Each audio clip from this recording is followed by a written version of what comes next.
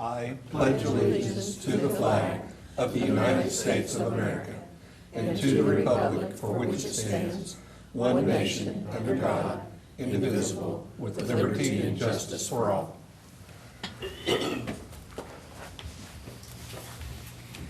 Please pray with me. Father, we thank you for all the blessings that you have bestowed on us. We thank you for our staff, our parents, and students of the Ponca City Schools. We ask that you guide our Board of Education as they make decisions affecting our district. Please be with them as they volunteer their time for others. We want to pray for our men and women of the armed forces as they fight for our freedoms and the protection of others. Please keep them safe. And finally, we ask to keep safe our student athletes as they learn a skill that will stay with them their whole life. Help them compete in a healthy manner with good sportsmanship and pride for the school. We ask this in your name. Amen. Amen. Thank you. Roll call, please. Mr. Clark? Present. Dr. Kincaid? Here. Mr. Newsom? Here. Mr. Riley? Here. Mrs. Troop? Present. Next on the agenda is public comments. And we have one request to speak. Anna, you're on. Anna Scott wants to discuss enrollment and attendance, 3.1 on the agenda. And she's with the Ponca City Association of Classroom Teachers. Thank you. Thank you, President Clark. I just wanted to come tonight and talk to you guys about, on the agenda it says enrollment and attendance, and I just think that Ponca City's doing great on our enrollment, and the attendance looks great. I know in my class I've had low absenteeism, and it's just great to see the students in school. I also wanted to personally thank every one of you on behalf of Ponca City Association of Classroom Teachers, for the administration and the board for last month's surprise on the first day of school. It was very, very appreciated. I can't express to you how many texts I got, emails I got, did you know about this? And, things like that. And we were very grateful, and we appreciate all that you do for us. So just wanted to say thanks. Welcome. Thank you, Anna. You, Anna. As we had no other requests to speak, we will go on to 3.1, discussion topics. Dr. Penny? Okay. As Anna mentioned, one of our topics today was enrollment, and just to update you on enrollment for the first day of school, or not for the first day, but as of September of 2015, and now I have to find it because I lost it on my little enrollment sheet here. So let me pull it back up. As of Oh, Betty, that's the wrong one. Okay, we have about 5,200. Our current enrollment right now is 5,235 kids. And that compares with the enrollment of this time last year of right at 5,285. Now, there are a couple of reasons for that difference. One of them is we've had a 52, I'm sorry, 5232 and 5241. Okay. We've had a drop in the number of 4-year-olds that we've enrolled this year, which if you go back and you kind of, do the math on that, 4 years ago we were in kind of the middle of the recession, and so we saw demographers predicted that, and they predicted that we'd see that tick back up in the next couple of years, so we expect to see that pop up again next year.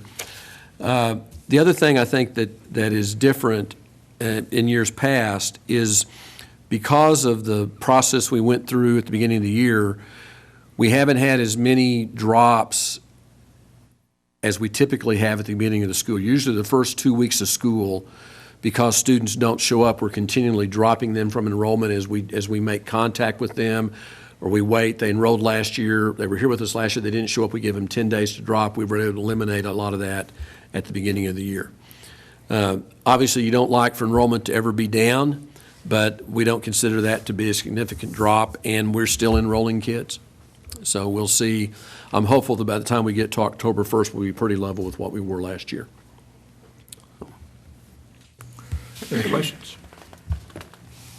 Okay, thank you. Moving on to 4.1 and 4.2, Superintendents Report. Okay, we have received our accreditation report from the State Department of Education, and it's just almost exactly like it was last year in that we have deficiencies at Liberty and Garfield because of test scores, and then we are in non-compliance at Lincoln because of test scores. Lincoln's on the second year of school improvement, and even though their scores went up, and we think they'll have a higher grade this year on the school grade card than they did last year, but the way that school improvement process works is once you're on that list, you have to get high enough test scores to get off the list for 2 consecutive years before you're officially removed. And so, but every other site, accreditation is fine. And then that next item then is the school report cards. We anticipate that they're going to be out probably sometime around the 1st of October. And we expect that our grades will look very similar to what they looked like last year with the grades that schools had. I don't see Barbara out there. I know that, There. Barbara, is there anything that you want to add to that? I know we had little concerns with some attendance at some of the sites. Have you finalized those attendance numbers yet? We think that. Why don't you come up to the microphone?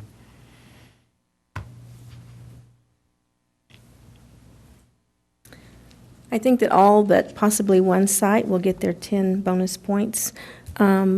If we have 2 sites that are like 93.8 or 93.9, and the regulations do say they will round up, so if they do not round up, that's an issue we'll take up with the state Board of Education. Okay. And then we've also discovered an issue involving East School, and Barbara, you might want to stay up and address that. When we were giving was it the reading assessment last Yes. year? When we were giving the reading assessment, we had the direction students got was read this passage and then answer the questions below. The directions did not tell students that the reading passage went on to the next page, so they're on a computer screen. So we had some students that when they were taking the test, they didn't read the next page. They didn't scroll down and then turn over to the next page. When the state realized that, they gave districts the option of invalidating the test scores for those students and having those students test again, okay? We invalidated, I think, 50 scores at East. And we did that because we looked at the scores the students had the year before, and we saw there was a significant change in the reading score they had at East last year. So we thought that there might be a linkage between their test score and the fact that the test directions were not clear. When they sent us out the link to take the test again, we were given 2 options. One option was to take the test that they had taken. The second option was to take a different test, okay? Nowhere in the directions did it say that if you took the test, the original test, you can't select that option again. And so when that appeared, our test coordinator at East set our students up to take the same test they took before. We were notified after the start of the school year that the State Department was not going to allow those tests to count for those students. And so those students, even though several of them, I think a significant number of those students scored satisfactory the second test they took, the State Department is invalidating those scores. And so they'll be listed as, Barbara, they're going to be limited knowledge or? They'll be listed what they scored on the first assessment. So what they scored on the first test is what they're going to get. And so initially, our report showed that 90% of the students at East demonstrated proficiency on the reading test, and that's going to be less than that when you see it. But again, we've had discussions with the State Department. Originally, they were going to say that those kids did not take the test, and so they were going to be recorded as students who did not test. We have rules that say that if less than 95% of your students test, then your school automatically receives an F for the grade card. Well, our kids tested. And so we were able to convince them that our kids did take the test, so they should not do that to us. We haven't won the argument that we followed the rules that you gave us. We did not violate any rules. There were nothing in the directions that said that we should have done anything other than what we did. You gave us a choice. We exercised our choice. We haven't gotten very far with that argument yet. So,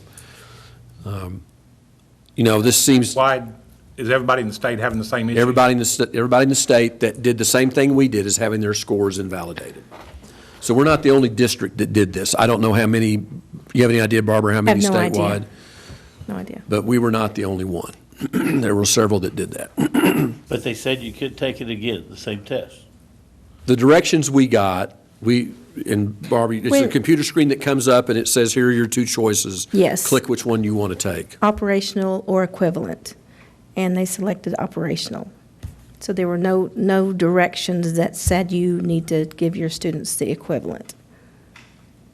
And so the information that we received in, I believe it was June 6th, said if you were a district who gave your students the operational instead of the equivalent, that you needed to send a file with those students' name and student ID numbers to the State Department of Education so they could uninvalidate the invalidated assessments. So they did not notify any district that that had happened. And so basically I didn't find out that that had happened until a couple of weeks ago when we started this, when I looked at the scores, and West had invalidated like 78. They had the invalidated score. They had the first test set invalid. The second set test gave a score. So when I called to question why East didn't have the same thing, they told me that they had given the operational test. So my question to them was, okay, you had the list. You invalidated the test originally. Why did we need to send you a spreadsheet with those students' names? Because you knew who you had invalidated. And why were they given the choice to take an operational or equivalent? They should have just been assigned the equivalent test. So they, upon looking at that, decided that they would go back and give us the first score that the students scored. Otherwise, East would have received an automatic F. Why would the state be playing hardball on this? I don't see what they gain from this. Robin, we don't either. I mean, it It's, sounds like a Barisi regime type movement. I think there's lots of, and again, we're still early in the process. My guess, I haven't had a chance. I've got to email in to the State Department. I've not gotten a response. But to me, Sounds like we need to go to the top. well, and again, I don't know if this is a decision been made at the assessment level or if it's been made higher up in the administration. But if we'd have made a mistake, that's one thing. If there would have been directions that said, take this test, then we would have, and we didn't do that, then that's our fault. But that's not what happened here. And again, it's, we continue, even though testing has been better the last 2 years since we changed to measured progress compared to what we were doing with McGraw-Hill or Pearson, there still continue to be issues in the assessment process. And it just, again, emphasizes how high-stakes testing sounds like a good idea until you run into situations like this, and where there are problems and issues that happen that sometimes kids don't always demonstrate on the test exactly what they know, and sometimes that's their fault, but sometimes it's the test directions, sometimes it's the administration, sometimes it's the internet connection that boots somebody out while they're taking a test. There are still lots of things that happen in assessment. And it's not the easy system that we would all like it to be. Anybody have any other questions for Barbara? Okay. I would also mention that one of the components of the waiver that we just requested from the U.S. Department of Education, that was we would lock in place our school grades that we received this year for the next 2 years while the state develops a new report card. You remember at the OSSBA conference that Superintendent Hoffmeister mentioned in her address that one of the things her agency was working on was, in conjunction with the research scientists from OU and OSU, is developing a new report card for the state, something that would be a more accurate reflection of not only the academic performance of students, but the academic progress of students.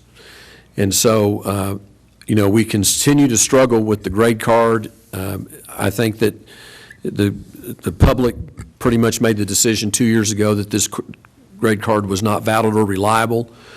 But again, because of the requirements we're under, because of No Child Left Behind, the state has to continue to develop and issue a grade card. So that's just some things to be aware of. Okay, thank you very much.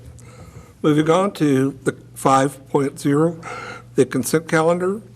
Need a motion required to approve the consent calendar as printed. 5.1 is the agenda with commentary. 5.2, minutes. 5.3, consent agenda agreements. Do I have a motion? I'll make a motion. Second. Second? Call for the vote.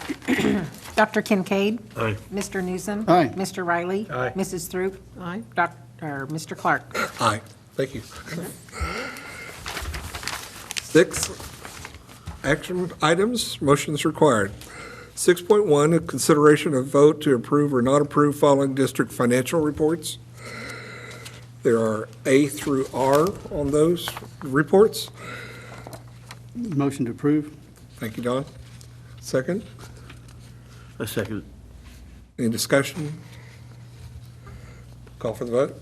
Mr. Newsom? Aye. Mr. Riley? Aye. Mrs. Throop? Aye. Mr. Clark? Aye. Dr. Kincaid? it. Aye. Thank you. 6.2, consideration of a vote to approve estimate of needs for the fiscal year 2016. Any discussion? Any Motion to comments you approve want to make? 6.2. This is just the annual report that we have to file to get started on for next year. So it's required that we send this estimate of needs. So do I have a motion? Yes. Thank you, Don. Second. Thank you. Call for the vote. Mr. Riley? Aye. Mrs. Troop? Aye. Mr. Clark? Aye. Dr. Kincaid? Aye. Mr. Newsom? Aye. Thank you. Mr. Clark, I would point out just one thing that once again, our sinking fund mill levy is going to come in under 22 mills. I think we're 21 point, if I remember right, we're 21.59 on the estimate of needs. Thank you. 6.3, consideration of and vote to approve new and revised board policies on the attached detailed reports. We've looked at these a couple of times. Any discussion? Call for motion. I'll move to approve 6.3. Thank you, Robin. Second. Second. Thank you, Don. Call for the vote. Mrs. Troop? Aye. Mr. Clark? Aye. Dr. Kincaid? Aye. Mr. Newsom? Aye. Mr. Riley? Aye. Thank you. Consideration of and vote to approve the following contracts and agreements. A renewal of subscribed agreement with Discovery Education, maintenance agreement with Stanley Systems, formerly K Office Equipment Company of Ponca City High School, copy machines, duplicators, and fax machine. C, contract with Solution Tree for the professional learning communities at Work Institute on June 1 through 3, 2016 in Edmond. An agreement with Kimono LLC for zone integration service. Any discussion? Motion to approve the contracts A through D. Thank you, Don. Second? I'll second. Thank you. Call for the vote. Mr. Clark? Aye. Dr. Kincaid? Aye. Mr. Newsom? Aye. Mr. Riley? Aye. Aye. Thank you. 6.5, consideration of and vote to approve a proposed executive session for the following purposes: to discuss the possible termination, reassignment, resignation, and employment of personnel on the attached detailed personnel report, to discuss confidential conversation with the board's attorney, to discuss the purchase or appraisal of real property, and to discuss negotiations. Do I have a motion to go into executive session? Yes. Thank you. Have a second? A second. Thank you. Call for the vote. Dr. Kincaid? Mr. Newsom? Aye. Mr. Riley? Aye. Mrs. Troop? Aye. Mr. Clark? Thank you. Yes, aye. We are in executive session. Thank you. Old and beat up. This time I want to return to open I've session. been sick. Thank you. The minutes of the executive session were kept by the board minutes clerk and will remain confidential. Now we need to vote to approve recommendations for termination, reassignment, resignation, and employment of personnel. I understand you had an addition you wanted us Have to an add. addition? Well, we'll do that under new business. Okay, will do. Need a motion? So moved. Second. Thank you. Second. Thank you. Call for the vote. Mr. Newsom? Aye. Mr. Riley? Aye. Mrs. Troop? Aye. Mr. Clark? Aye. Dr. Kincaid? Aye. Okay. Okay, that brings us down to new business. And we've had, as I talked about in executive session, we have a employment recommendation, make Barbara Sherrick to be assessment coordinator and intervention coach at Poe High. Do I have a motion? I move that we hire her. Thank you, David. Second. Robin or Judy, either one. Okay. Mr. Riley? Aye. Mrs. Troop? Mr. Clark? Aye. Dr. Kincaid? Aye. Mr. Newsom? Aye. Any other new business? That's it. Motion Okay, adjourned. Motion to adjourn? Yes. Fine. Second? Yeah. Sorry. Kincaid? Call for the vote? Mrs. Troop? Mr. Clark? Aye. Dr. Kincaid? Aye. Mr. Newsom? Aye. Mr. Riley? Aye. Thank you very much.